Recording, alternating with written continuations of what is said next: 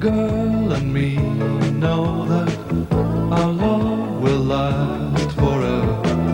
My girl and me know that we two belong together. But sometimes it seems I shatter our dreams with some careless word or foolish lie. Me and my girl, we've got each other, whatever life may send us. Me and my girl, we've got each other, however life may bend us. Sure, we'll see tears fall. Love never was all rainbows, but there'll always be me and my girl and me. Yeah, that's great. Okay, we'll see you Saturday. Bye. Right, Sam, it's all been sorted out. We've got the same hotel rooms as last year. Oh, great. Yeah, and on Friday nights they've got this family disco. So when you go shopping this afternoon with Nell, can you buy yourself something sort of snazzy so we can dazzle the locals with our fancy footwork? Yeah, what? You're not going to dance at the disco, are you? No, I'll most probably sit there with a rug over my knees. I get so embarrassed when you try to be trendy. Maddie, letter for you. Are you for off, Mr. Harrop? Yes, I'm just grooving down to my office, so I'll see you later, alligator. After white crocodile. Yes, it's nothing, Penny. Just Dad and Maddie showing their age. No, I haven't asked him yet. But tell your Mum and Dad I'd like to. Well, you're not going to Blackpool till the end of the week. I'll let you know long before then. I promise. Bye. Was that Penny asking you to come on holiday again? Yeah. Would it not be fairer to tell your father you want to go with her so he can make other arrangements? Yes, but I'm frightened of hurting his feelings, Maddie. You should never be frightened of your father. He'd understand, heavens above. He's your friend, not your foe. Oh, my. Me and my big mouth. My time's up. What do you mean? This is a letter from my father. He's arriving in London and coming here this afternoon. Oh, Maddie, you've gone all white. Didn't you just tell me not to be scared of my father? Oh, I'm not scared of mine. I'm petrified. Oh, morning, Mr. Harrop. Morning, Liz. Derek in yet? No, he phoned to say he'd be late. Some emergency at home. Is it serious? Can't really say. Because in between talking to me, he was giving mouth-to-mouth resuscitation to his wife. Muriel? Ugh, I bet. I don't think she was hurt, more sort of out of breath, because she kept cackling, a sort of... Sounds hysterical. Yeah, well, it made me laugh. Muriel, hello, it's Simon here. Look, is everything all right? Derek, it's Muriel. She sounds hysterical. Oh, no, I thought I'd stopped all that. Muriel, this is Derek. Look, you've got to get a grip on yourself. Think of the children. Oh, don't think of children. Forget the children. Forget the children. But remember who you are. You are my wife. And although it is a ghastly and shameful thing to catch, it is not the end of the world. and remember, I might have caught it as well. No, Muriel, don't be ridiculous. Of course you won't have to shave the cat.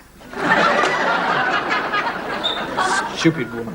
Derek, sorry, I don't want to ask you this, but what might you have caught? If it's too horrible, I don't want to hear it. Where are you going? Get something to sterilise the phone. Muriel's taking this pretty badly. Well, I know. I heard her on the phone. This morning, the kids said they weren't allowed back at school. When we asked them why, they told us the ghastly truth. What? They've Come on, Derek. got nits. Don't ask me to repeat it. Nits? You mean head lice? No, just nits. But you can't have one without the other. You mean they've got head lice as well? Shame of it. Oh, Derek, don't be so stupid. Listen, Sam and all her school kids had it a few weeks ago. It happens to the cleanest of families. Just go to the chemist, get some lotion, stick it over them, and they'll get rid of them in 24 hours. 24 hours? What am I going to do now? Mr. Harrop, it's an old friend to see you. Who is it? Legs up to here. Gillian! Hello, you two. Or rather, hello, you one, because you're one and we're two, so hello, just you. How are you both? Well, I'm fine, but Derek's got nits. Shut up. Where are you going? I'm going to wash my hair. Again. Last time we met, you turned down an evening of untold naughtiness with me. I know, silly me. Liz tells me the office is shutting for 2 weeks on Saturday. Yes, well, Sam and I are going to this fabulous tropical paradise where the dusky natives sing and dance the livelong day. Where's that? Isle of Wight. Oh, well, we've been going there ever since Sam was 4, so... Isn't that a little unadventurous? Well. Oh, listen, Simon. I've been working for this international hotel chain, and one of the perks is free accommodation any time I like. I'm leaving for Barbados on Friday night. Ooh. Why don't you and Sam come with me? What? Barbados? Well, I'll certainly put the idea to Sam, but, I mean, you know what kids are like? They hate change. Listen, I'm offering you and Sam a free holiday in Barbados. You can spend all day on the beach with her, and in the evening, well, we'll think of something to do. So what do you say? What I say is... Well? Hey, I'm going to Barbados.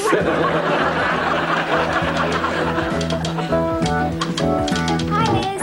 Oh, hello, Sam. What are you doing here? Oh, I've just been shopping for the holiday with Gran. Oh, you didn't buy much, did you? That's what you think. Not far now, Pinky. Oh, don't worry about me, old thing. Bags of steam left, bags of it. Put everything down, will you? Right, here is to obey, you great white mem-sahib. Oh, thank you, Pinky. You've been a tower of strength. Oh, I enjoyed myself. Haven't had so much fun since the regimental goat died. Hello. Hello.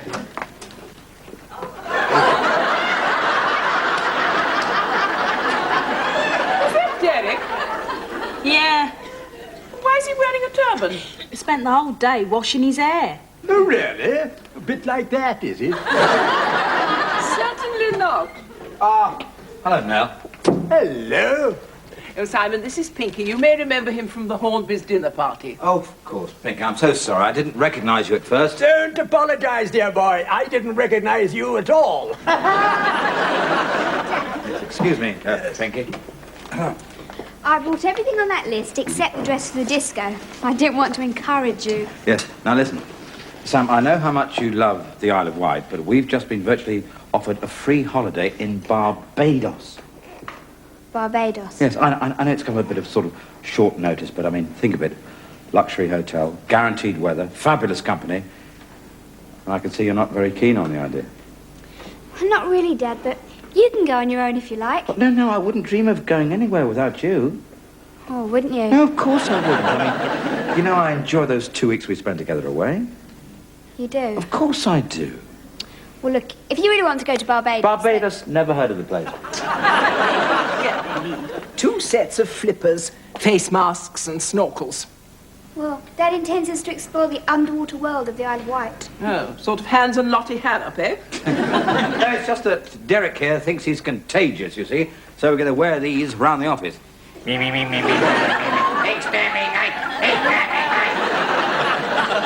don't think that's at all funny. We're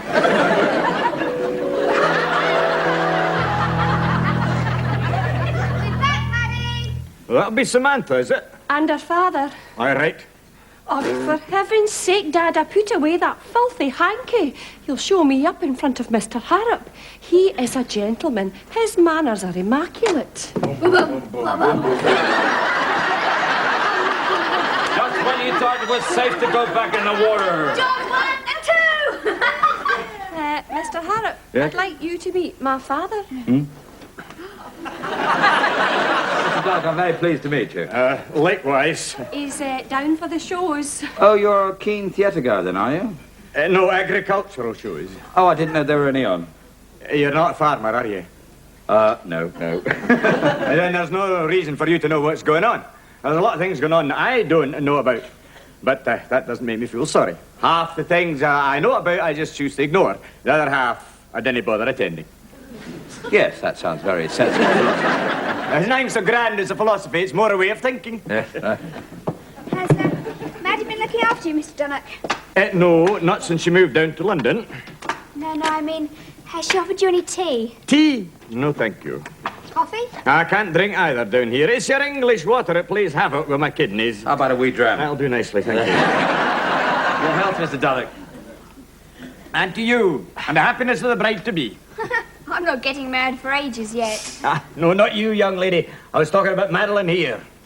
Can I have a whiskey too, Mr. Harrop? Of course you can, Maddie. This is a bit sudden, isn't it? No, not a bit of it.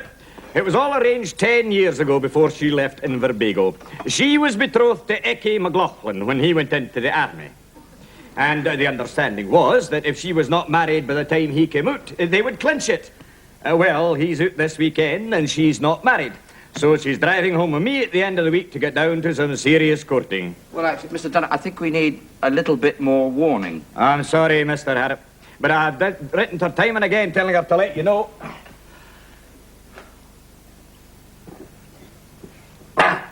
I'll be back on Friday to collect my daughter. Good day to you. You and Ecky's father just want us married to unite your farms. You treat me little better than one of your coos. Well, at least my coos didn't answer me back. We can't let Maddie go, Dad. What are we going to do? Oh, don't worry, Sam. We'll find a way of keeping Maddie. Even if I've got to marry her myself.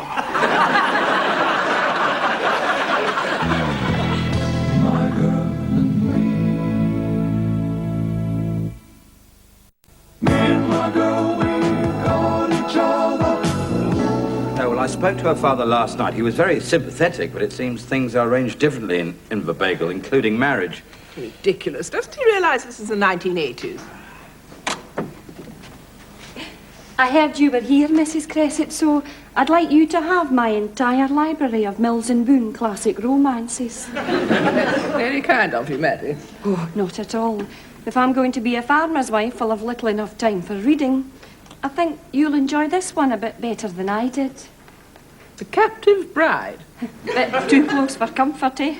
Maddie, why don't you explain to your father about your friend at the Indian restaurant? Yes, if your father knew about Mr. Sharma, you know now that Mr. Sharma is your sort of, well, you know. He's not my... You know, we are just good friends. Yes, but if he knew you were leaving London... Then he'd probably offer to marry me. Yes. Out of pity. To save me from the matrimonial knackers yard in the hairy arms of Ecky McLaughlin. Well, I will not have it. Whether she likes it or not, we have to find Maddie a husband. Sorry, but I refuse to get involved. Look, Derek, it's not as if I'm actually asking you to marry Maddie. Look, if you want a husband for Maddie, why didn't you get in touch with her boyfriend from the Indian restaurant, Mr. Sharma? Because she doesn't want to embarrass him. Oh, but you don't mind embarrassing me, do you? Look, Derek, all you've got to do is come back with me tonight, pretend to her father that you're Maddie's fiancé. He'd never believe that. Why not? Well, just look at me.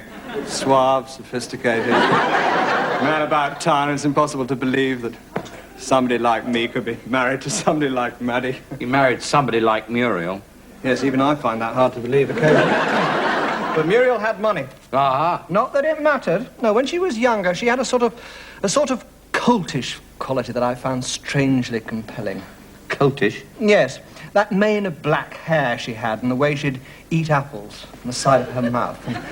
And then when she got excited, she'd toss her head back and... Winnie? In a way, I suppose you could say that, yes.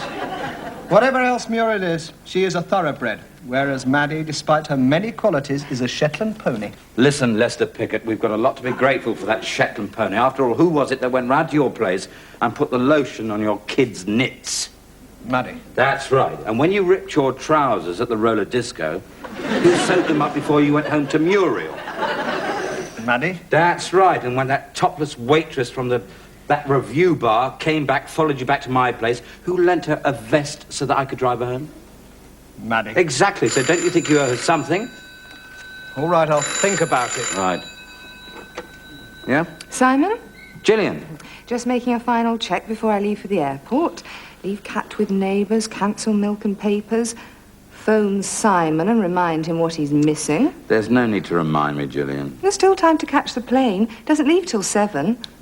And there's still time for you to get a refund on the ticket. I don't think so. Oh, that's my taxi. Oh, but Gillian, you'd love the Isle of Wight. I mean, the Isle of Wight is something else. I know it is, Simon. That's why I'm going to Barbados. Then what's Barbados got that the Isle of Wight hasn't? After tonight, Simon, it's got me.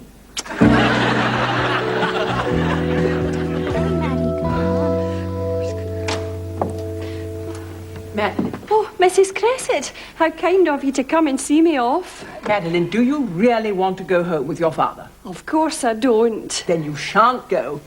Pinky here has kindly volunteered to marry you. Hello. Jolly nice to meet you. I say, do you think anyone would mind if I helped myself to a little something? Later, Pinky. Anything you say, Olga. That's very kind of your friend, Mrs. Crescent, but I can't marry him. You don't have to. Just accept his proposal, and once your father's safely back in Scotland, we can call the whole thing off. Oh, I don't mind going through with it if it'll help. In for a penny, in for a pound, what? That'll be Dada. Oh, go, Maddie. What'll I say to him? Say nothing, Madeline. Leave everything to us. Are you quite sure I couldn't just help myself to a teeny little... I don't think so, Pinky. No, I don't think so either. Mr. Dunnock, this is my grandmother, Mrs. Crescent. Hello. How do you do?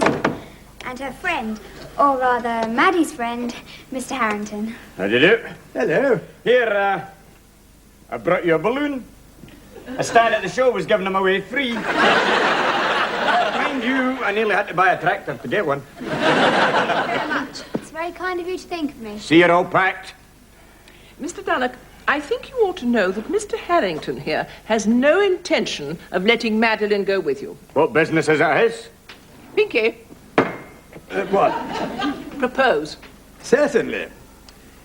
What's the toast? To Madeline. Madeline. Oh, of course! I was just joshing. I think you ought to know, sir, that I have every intention of making this woman my wife. I'm sorry if this disappoints your Mr. McLaughlin. I'm afraid it might be Madeline who's going to be disappointed. You see, I've just received a message from Ecky's father saying... It won't make any difference, Dada. Mr. Harrington is the only man in my life. Oh, I say, that's jolly decent of you. Oh, Mr. Dunnock, thank heavens you're still here. Derek.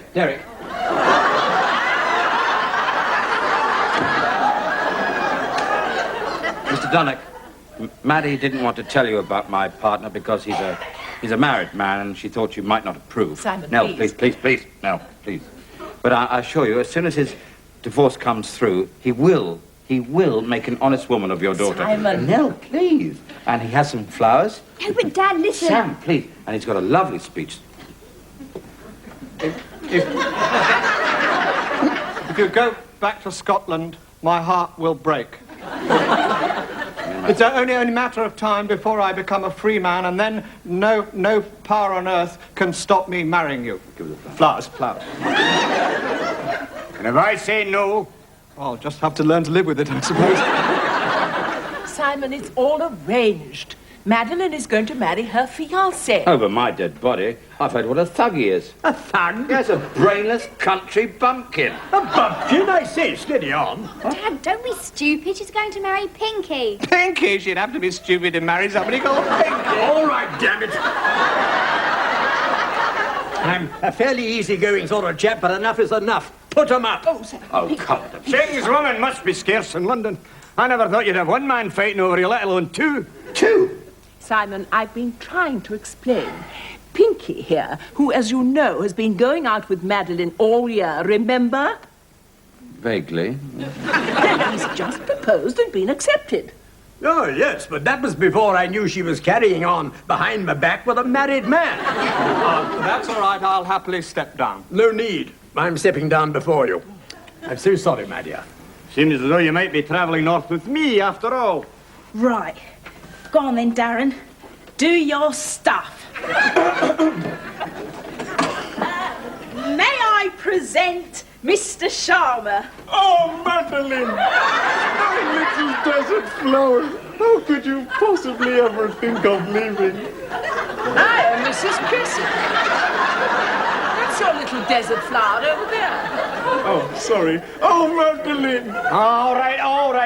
I might seem a country bumpkin in your eyes, but I spread enough muck in my time to recognize the verbal variety. There's not one man here really interested in marrying you, is there? Maybe no, Dada. But if they've gone to all this trouble, they must want me to stay more than I thought. And if you just let me get a word in edgeways, you could all have saved your breath. That message I received from Ecky's father was to say that he is not coming out of the army after all. It seems the feelings you have for him are mutual. What do you mean? Rather than get married, he signed on for another 5 years. Well, I'd say this definitely calls for a little spot of something. No, Pinky.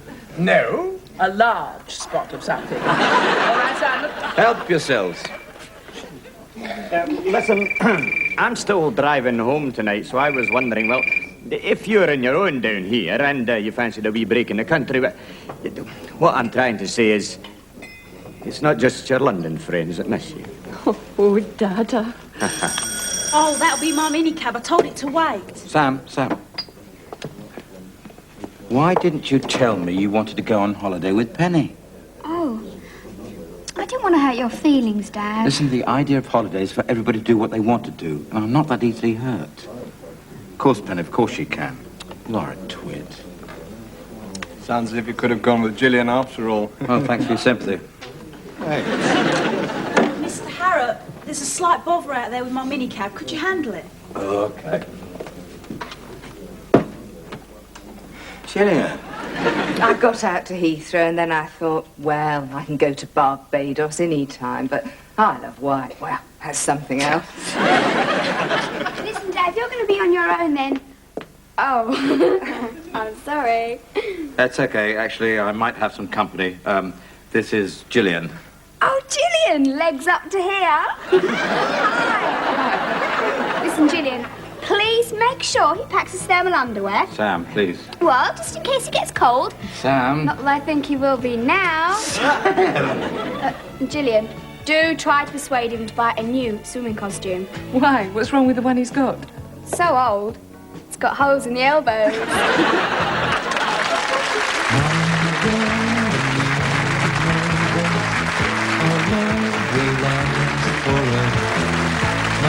Him and his daughter are back tomorrow at 1:30.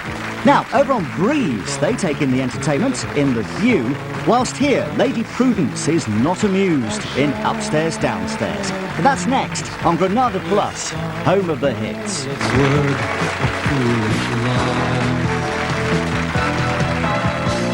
and my girl, we've got each other. Whatever life may send us. Me and my girl, we've got each other.